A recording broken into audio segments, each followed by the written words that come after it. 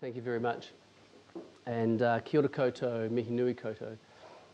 When I was growing up, I was the religious geek in class. And it wasn't because I'm pious and I'm still not, was pious and I'm still not pious. It was because I was interested in beliefs.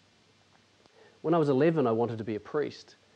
When I was 13, my mother tells me I wanted to die because I wanted to go and see God. And at 19, perhaps inevitably, I ended up in a seminary, actually here in Dunedin at Holy Cross. And there I had 2 fantastic years of surfing, because there's great surf in Dunedin, of contemplation and consideration of a whole lot of issues. But I also there lost my faith. Thereafter, I did all sorts of things, from being an itinerant surfer. I was a secondary school teacher for 5 years, a health promoter, and then, as Jason said, for the last 5 years I've been looking at spirituality and death and dying, particularly in hospices in New Zealand. So what have I got to say about death and dying? I think first we need some context around this. There's been an incredible progression of our ability to live a long life, as actually we've seen in the last speaker's presentation. So we literally live decades longer than our ancestors. But I think there's been a digression in our ability to die well. In fact, the Australian Alan Kelleher, who is an expert in this area, he suggests that most of us will have a shameful, terrifying, and embarrassing death. And this is despite 2,500 years of contemplation on dying, from the philosophical considerations of the Greeks to the existentialists, from Buddhist, Christian, Jewish, Muslim thoughts on death and dying, from people like Elizabeth Kubler-Ross and Dame Cicely Saunders at the end of the last century, and literally dozens and dozens of books on death and dying. I think within this context, there's two really important issues.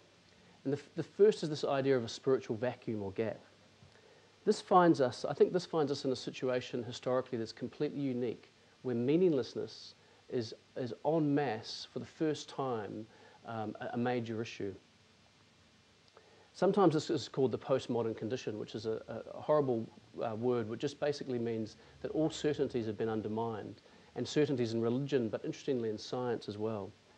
And this leaves many of us in a fragile vacuum that materialism tries but often fails to fill. I think the second situation that's happened is that most of us will die of either cancer or heart disease, well over 60% of us in this room. And what that means is we won't die in days or weeks. We will die in months and years. I interviewed someone who his doctor said, "You've got 3 months to live." 13 years later, I was interviewing him. So what do we do in this situation? I think this is quite a unique historical situation, and I think it's also brought together what I'm calling a historically unique spiritual crisis. Individually, in our dying, most of us will try to make some sense of our lives, find some value in light of this long dying. We'll ask ourselves, who are we? We'll consider our identity. What have we done? What was the meaning and purpose of our life? We'll ask about our relationships. Who have we been with and how have we treated them? How have we treated the earth? And then there's some key things that came up in our research. Things like fear, forgiveness, guilt, worry, anxiety, and uncertainty. These are some of the spiritual needs and considerations. Individually, that is. I think collectively we have something going on in terms of spiritual crisis as well. And I think this is reflected in this idea of the spiritual vacuum that materialism and individualism tries to fill.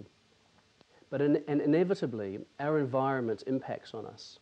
And perhaps we are in what I'm calling a spiritually sick or perhaps spiritually numb society that affects each one of us. But it's not all bad news, and that's pretty bleak. What does New Zealand have to offer? We're literally on the edge, metaphorically and literally, of the world, and what do we have to offer?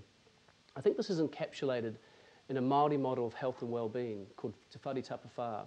And if you've been to school, in a secondary school since 1999, you will have learnt about this model. Basically, it's a model that considers the physical, mental, social and spiritual dimensions of well-being. And this is in contrast to thinking about health and well-being being just about our physical body, just about the mechanistic view of health and well-being. In New Zealand, as I said, this happens in education, where we consider and consciously teach our kids about this, or good teachers do anyway. And in health, we're slowly moving towards this kind of way of thinking. And this is primarily because of the significant contribution of Māori, the indigenous people of New Zealand. The thing about New Zealand is that we're fiercely secular. It doesn't mean that we don't believe in different things, and our research showed that we actually have very high belief in things like God and the afterlife. But belief has been democratized, where we can choose what we want to believe. Spirituality is different from religion. It may be connected, but it is different and broader. It's what we called, it's inclusive and eclectic in New Zealand. The research showed also that the term spirituality, which some people don't like, was very useful and important, and that well over 70% of the people who are at or near dying want spiritual care. So, how do we die well? I love this slide. I think we need a new spiritual literacy that somehow renews what Cicely Saunders called the art of dying, that which honours the whole person, because as we slowly degenerate, it is our spirit that will be left in the end, and that's what needs to be cared for.